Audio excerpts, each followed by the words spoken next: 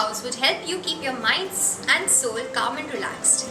Ever since I was introduced to air fresheners, which are widely available in the market today, I felt that why should we spend on air fresheners when we can make one at home in a couple of minutes? It's said that smelling a particular aroma will take you to a whole new world and will help you soothe and relax and uplift your confidence. So guys, in today's video, I shall show you how to make a homemade air freshener within a few minutes. So guys, in an empty candle jar or a pretty glass, fill about a quarter of it with baking soda and add around 10 to 12 drops of essential oil. Mix this mixture with a spoon. Place a tea light candle on top of it and voila, your homemade freshener is ready.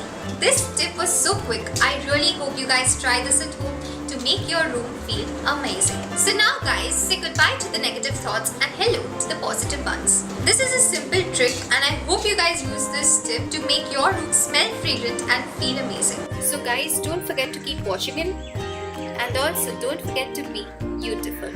I wish you guys have a great and a blessed week ahead. Stay tuned to my upcoming video. Bye!